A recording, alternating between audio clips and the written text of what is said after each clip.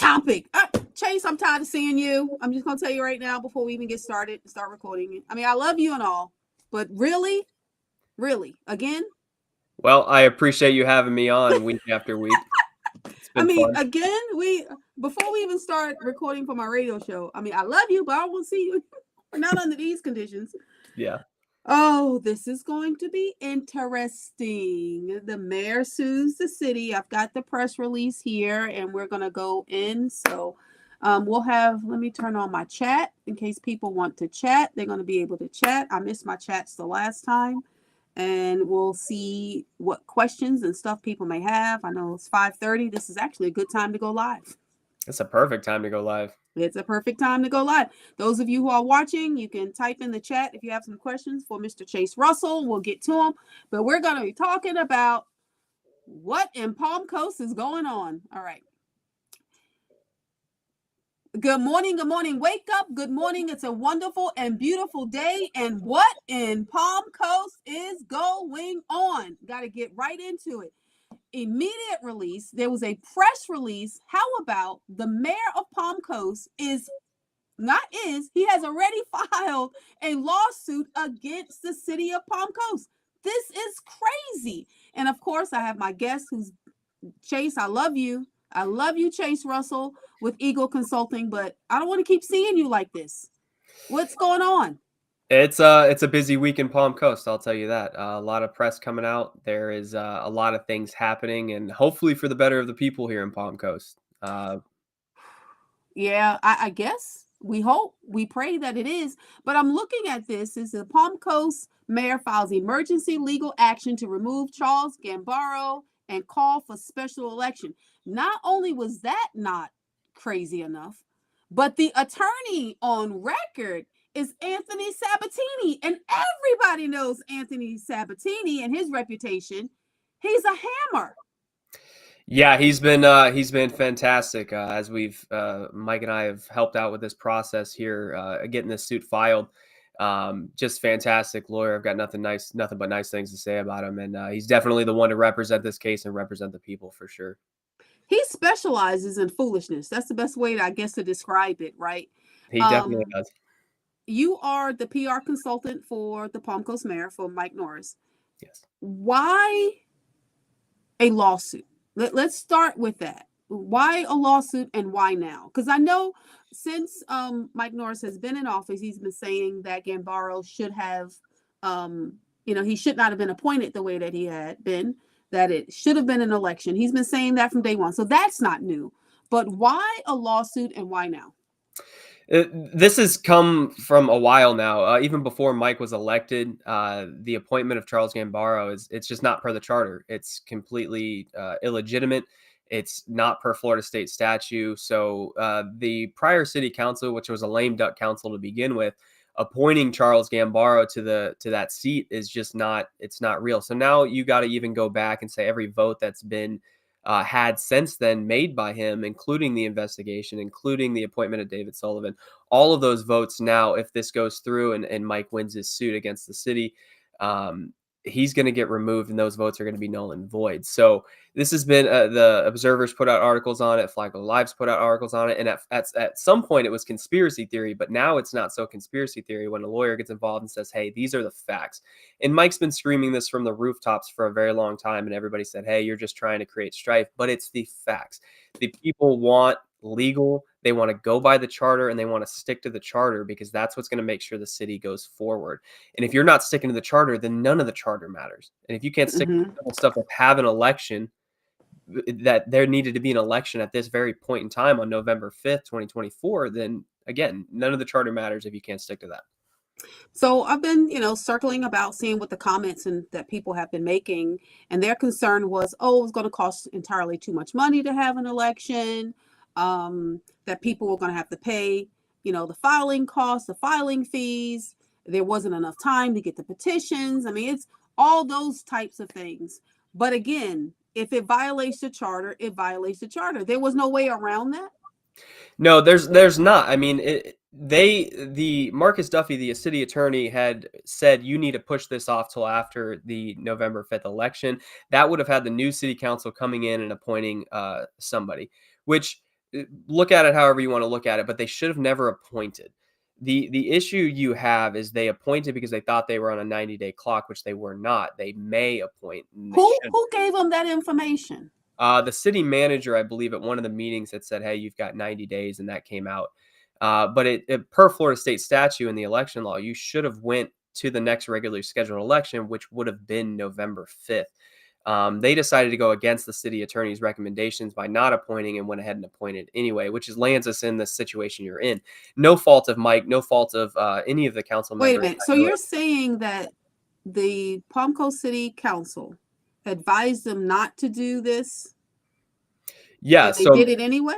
Yeah, the city attorney said you should not appoint till after the election. If you're going to appoint, don't appoint till after the election. But the election, no matter what, you still had close to 50 days between when Kathy Hyder resigned, stepped down, to the November 5th election. So that's plenty. I'm a campaign manager. That's plenty enough time to get somebody in the seat, even if you're raising petitions. It's only like 600 petitions. You can do that in a day. I've seen candidates do it in a day. Well, couldn't the city council waive the petitions and waive the fee? That way, not necessarily. That goes down to the supervisor of elections at some point, okay, whether they could do that, and that's a tricky situation. But no matter what, you could have paid the $2,200 or something like that, and that was their claim: is there's not enough time for people to get certified. That's just not true. It's just not true at all. They wanted to put their candidate up, they did, and 3 of those people that voted are no longer on the council. So you've got 2 people now that are not voted; they're not elected, and that's the whole point behind this entire lawsuit, is the fact that Mike is standing with the people and their right to vote. The people deserve to vote in people who are going to be representing them at the city level. And that's what all of this boils down to. And if you have an argument against that, then you're against the right for the people to choose their elected leaders. This reminds me when Biden stepped down and they threw Kamala Harris up in there. No election, no anything. They just said, oh, we're just going to slide somebody in. It resembles that closely. I mean, you've got with the Harris campaign, you've got no delegate votes. Nobody voted for that. They basically threw, I think it was 20 million Democrat votes in the trash. They might as well have. And you're right. You're in the same situation where you're not being represented. You're not a government of the people. You're not being represented by the will of the people. And you can see with the overwhelming love for Mike and the effort to pump Mike up, the people want change. They want somebody like Mike in that office. And we talked about this last week. That's what the people want. And they're not getting what they want. They're not getting what they should be voting for. And that's, again, goes back to why this suit is the way it is and why it's being brought to their attention. But to hit on the money aspect of it, how much is this going to cost the city?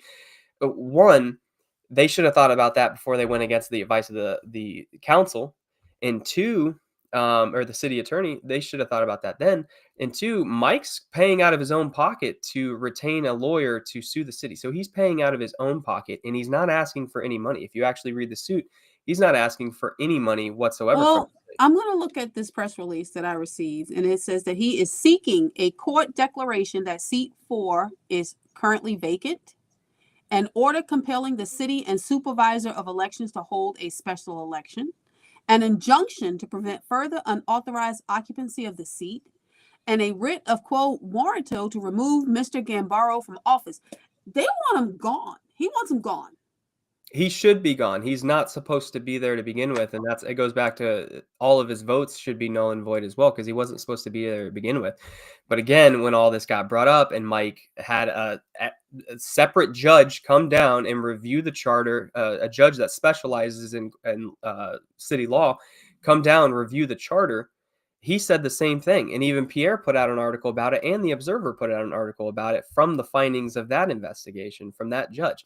So this has been, and that was back in January. This has been a long time coming, but everybody wanted to stuff it away in the closet and not act on it. And finally, Mike said, "Hey, this is not what the will of the people is," and he had to file the suit using his own money again. All right, we're going to talk about that and see if this is something that he's filing. I got a good question. We got to take a break, but let's discuss, is this just him retaliating against all the things that's going on against him? Don't go anywhere, guys. Don't touch that dial. You're listening to Today with Pastor Jay. All right, we're going to go back in. If you're watching me, you can type in the comments if you have a question or something along those lines, and I can see it and I can ask if you want. I can see those things. All right, you ready? We're going to go back in. Welcome back. Welcome back. You are listening to Today with Pastor Jay, and I have Chase Russell. He is the PR consultant for the Palm Coast mayor, his personal PR consultant, I should say. You're not the consultant for the city of Palm Coast by any stretch of imagination. Um, but there has been some eyebrows raised saying, oh, he's just filing this lawsuit, meaning Mayor Norris is filing this lawsuit because of all the allegations and the investigation of the violation that he has done himself. What say you? What do you think? I mean, that plays a factor in this, but when you have an illegitimate, unelected official up there that is not supposed to be there, that's coming in wreaking havoc, saying that we're going to send this, and he doesn't know Robert's rules. Of course, you've got to get him off that dice. He's not working for the people, and there's not a single person that the majority of people, clearly by who voted for Mike, they don't want Gambaro up there anyway. I mean, there's Facebook pages to get him out of there. You looked at the last city council meeting the business meeting on Tuesday. There was overwhelming support against Gambaro.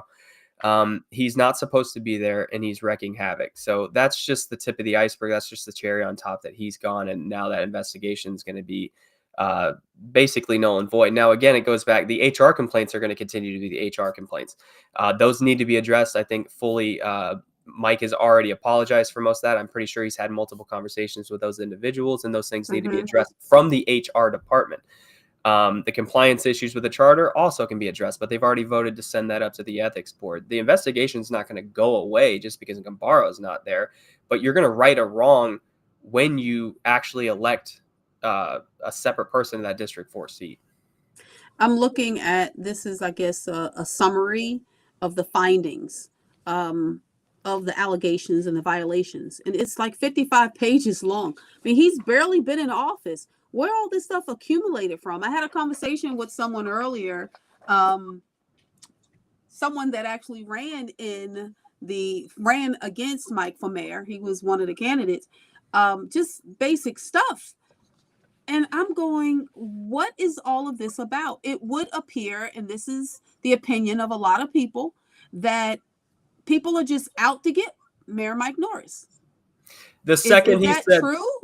He said moratorium, it was a race to see how many HR complaints we can get. And again, I go back to what I said. But Teresa Pontieri mentioned a moratorium previously.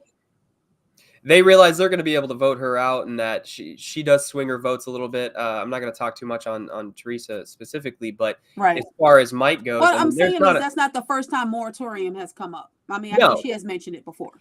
No, and he's the outliner. He's the nail sticking out. Of course, they're going to try and hammer him, and that's fine. Mike's a tough guy. Mike can handle it. He's a 24-year captain with 2 Bronze Stars. He'll be just fine. But when you look at this from a strategic standpoint, of course, he's going to get clicks. He's going to get all that. He's basically the Trump of Palm Coast at this point. And when you come in and you have that many people sitting there just backing you, and they're not backing Gambaro, it's like, there's clearly a disconnect between the people and the elected officials here. As far as the HR complaints go, like I said, I think those need to be addressed. I think that's things that need to happen. So, and that's a failure at the HR department. All of that stuff. Why did that get put in a report and sent up? You want to be mad. You want to be mad about the money until now to all of a sudden that there's an issue or a problem. It seemed like some of these things were minor and had happened last year. Why are we bringing them up now? That was one of the questions that I had. And if the question is about the money situation, like how much is this lawsuit going to cost the city? How much did that investigation cost the city? That's a good question. This investigation that should have been just an HR complaint, an issue held with internal of the city. You've got Ed Danko, and the Lawson Group said this in the business meeting. You've got Ed Danko, who him and 2 of his developer buddies called the Lawson Group to tell them their story, like they're running to mommy. Where did that come from? So anybody could have just called the Lawson Group and said, Mike Norris parked in my parking spot, and that would be in this report now. How much money did the city spend on that report? And now we're worried about the money that's going to be spent. It's a long report. I mean, just a summary of it. I don't know how long it took to compile it, but some of the things they look at, I mean, the materials that they reviewed, and I'm just looking at it right here. A text from Mayor Norris with his notes on what he conveyed to the acting city manager and the chief of staff on March 10th. A statement of Brittany Kershaw dated November 15th. A statement here, another statement, another statement, another statement, another statement. Ethics complaint filed by Ed Danko. Why would Ed Danko file an ethics complaint? I'm just curious about that. He's not even privy to the conversation. So, and again, I go, how do you not violate sunshine laws by Ed Danko having this information? Somebody had to have Yeah, violated that's sunshine laws what's my question. Where did he get the information from to file this ethics complaint? Why is it in an investigation report when none of it references anything towards Ed Danko? That's my question. I'm asking you. You're asking me? It's not. I don't know. That's the question. I have no idea why that would even be considered in the report. From a legal standpoint, it doesn't make any sense whatsoever. And then for him to, again, the Lawson group, Adam, I think is his name. He came down and he testified and sat there and said, "Hey, Ed Danko called me and said, I've got 2 other people that want to talk to you." And of course, those 2 other people listed on the report are developers. So I'm not a mathematician, but all signs point to, if it looks like a duck and quacks like a duck, it might be a duck. This seems like a developer hit job. I'm looking at the materials that were reviewed. Okay, so it was this ethics complaint from Ed Danko, and we're still trying to figure out where he got that information from, because he's not part of this city council anymore. So I don't know where he got all that from. Then there's a Flagler Live report. I mean, I'm not trying to be funny, but that's considered a material being reviewed. Then Flagler County Buzz interview of Mayor Norris, dated March 20th. That was part of the materials being reviewed. State of the City address from YouTube. What I'm interested in is, because I've had Mike Norris on my show a few times, I think. What? They didn't say today with Pastor Jay. I'm just kidding. Was I not in line with what they wanted? Did I not say or whatever that I guess they thought they needed? I'm not sure. I'm confused. I don't know. I think, going back to the articles that are in there, at any point, anybody can just create. I mean, look at Flagler. It's basically a nonprofit blog that makes a profit from somewhere. It's a nonprofit blog. Is that what gets put into evidence in an investigation report now? So any blogger can just write a bad article about the mayor and that gets put into the investigation report? Like, that was my point. Where does that come from? There's no secret. I mean, I have no lost love for the mayor. I mean, he and I have had our issues and our problems in the past. But I've always been fair. And it's fine. You cannot like Mike. You cannot like him as a person, and that's fantastic. You're allowed to have your opinions, but he's here to get a job done and work for the people. There's no denying that. Again, he's spending that was my point. Like I said, get the people to vote. One thing I can say is, I'm not surprised when I look at this report, this Lawson report thing. I'm not surprised, but for some of it, it just seems over the top and petty. It's a huge HR complaint. It's that never got brought to Mike's attention. And again, he said it on Tuesday at the dais. If all of this happened back in December or November or whenever the date it was, why did that not get brought to me? And the HR department said, well, we brought it up the chain of command to Lauren Johnston. Well, why did the city manager not say it? And now the city manager had a conversation, and now it's a big deal. And again, going back to what all of the people that the Lawson group said this on Tuesday as well, all of the people that talked or put in their HR reports said, hey, I don't want it to go any further. I just wanted to put this in the report. But then the second Ed Danko gets a hold of something, it's like, hey, let's send this all up to Tallahassee. Let's send this to the ethics. Speaking of Tallahassee, it's my understanding that there are a group of people that are trying to get the governor to remove the mayor. From a political standpoint, I don't think that's going to happen. That would be a bad. You have 63% of the vote voted for Mike, and he's been in office for 4 months. You've got you got 2 unelected councilmen up there that are privy to that vote. That would be a very terrible decision from a political standpoint for DeSantis to come down here and do that. Plus, it got shot down 4-1 at the dais because it just doesn't make any sense. You could send it to the Ethics Commission. They can do what they want to do with it, but sending it to the governor is not going to happen. I don't. It's a waste of time. It's a waste of money. I mean, again, when I interviewed Mayor Norris not that long ago, I had asked him if he had a mentor, someone that can kind of help him, because he's new at being mayor.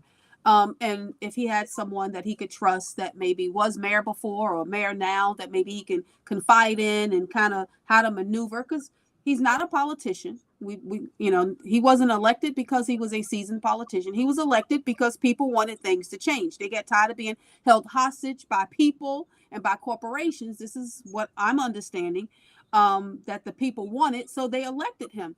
And I suggested to him, hey, maybe you should get yourself, just someone to kind of help you and guide you along the way. When Mhm. I look at this complaint and the stuff against him, pretty much all this is I'm new to being mayor. Okay, maybe I shouldn't have told somebody I want you to go because that's not the appropriate response. But that doesn't mean that the person shouldn't go or he thinks they shouldn't go, Yeah, right? you can't unseat a duly elected mayor because he commented on toenail polish or he hurt Ed Danko's feelings. You can't. It's just not. That's not how a government works. That's ran by the people. So at this point, I would 100% agree. We could have solved this and saved the city $50,000, $70,000. We could have saved them that much money on this report by just saying, "Hey, everybody's now mandated to go through annual training." He was in the military. I was in the military. You were in the military. Every single one of us went through annual training on how to manage a workplace or how to be in a workplace. And I think that needs to be done at a city level because you're getting I people agree. This is from just all going walks too of life. far. So let's pivot back to this lawsuit. This lawsuit was coming way before now. Most people don't know that. So for those who think this is retaliation or anything like that, I don't think it is, because I know that this lawsuit has been like teeter-tottering for several months, even before any of the ethics complaint. There were a group of citizens within Palm Coast. They were going to band together and hire an attorney themselves. Mhm. So kudos for Mayor Norris for doing it himself, because what people don't know is that there were a group of citizens that was about to do it. Does that have anything to do with why the mayor went forward on his own and did it? Because he knew the citizens were rising up and they were going to pool their money together to sue the city?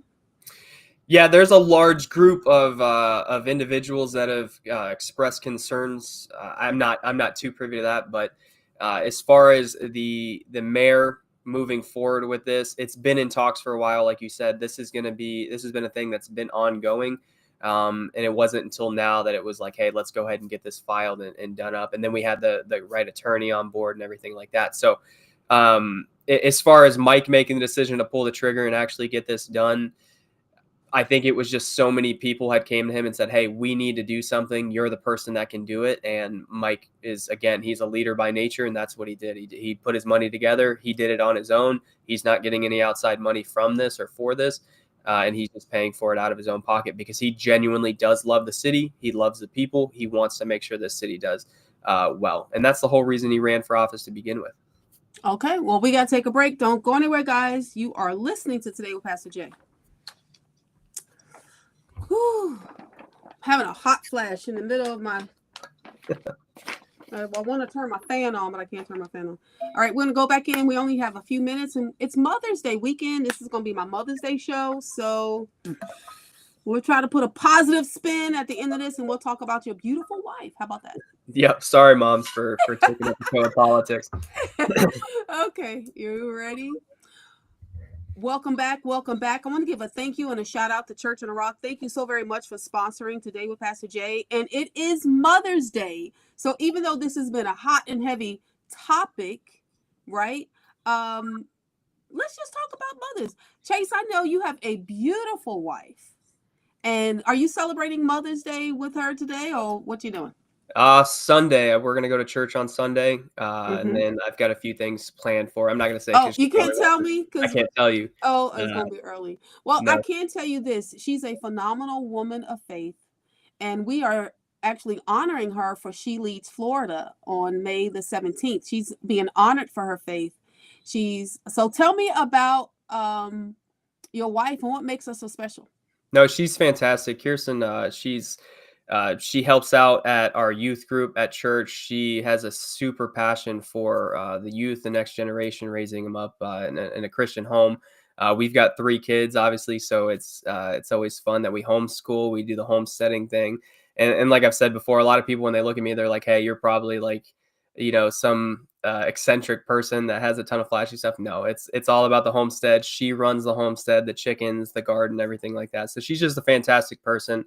And to all the moms out there that are really working hard, it's nice to have that day to honor them, and I'm excited to honor her on Sunday. So Okay, no hint about what she's gonna get, huh? no hint yet, but she will be up. She'll be up there in St. Augustine, hanging out with you at She Leads. She's super excited about it. Yeah, we're excited to have her. We've got several women that are coming that we're going to be honoring on May the 17th for She Leads Florida. Very excited about that. We're also going to be honoring Sam Sorbo. Mm. She's going to be there as well, and she's all about homeschooling. I don't know. I ask people, do you remember Kevin Sorbo and Sam Sorbo from Hercules? And everybody go, no, you too young for that, Chase? I wonder. Probably too young for that hour. Okay. A little young on But that yeah, one. and Dr. Alvita King is going to be here as well. She's the co-director for She Leads Georgia. So we're just going to have a phenomenal time. And I don't know if you might be babysitting. I mean, you going to be kids sitting at I home, or are you going to make it, or what? I think I'm gonna take my kids out that night and hang out. But Kirsten and a few people, you've got quite the lineup coming up there for She Leads. We So do. We have the head of Florida Right to Life. She's coming. We've got National Day of Prayer. We've got a woman that has her own aviation ministry. wow, Women in we've got 3 judicial judges that we're going to be honoring for their faith. A couple of people in the state house. It's going to be great. It's really is going to be great. Erica Donalds is also going to be honored. She Leads Florida this year. I'm just excited to be in the room. So you must be in the room, and everybody must be in the room. And Chase, thank you so very much.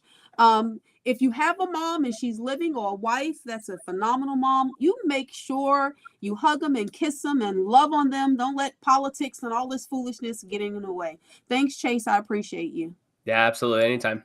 All right, guys, you know what I say? Yesterday's gone, tomorrow's not promised.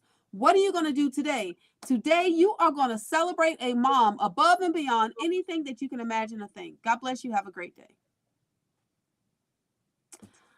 All right, so we're still live and we've got people watching. So let's talk about some other stuff that didn't get on the air, because Let's talk about I it. was looking. There are some people that's commenting on all the stuff on the same thing on different platforms and different, Facebook posts. What is up with that? What's going on with you and Nick Klufus? I saw you had a response to him. He made the same comment on the Flagler Live Facebook page, the same exact comment. He's not the only one. A couple of people did that on that and on the Observer. And he's saying that he, meaning Mike Norris, wants to invalidate the ethics investigation.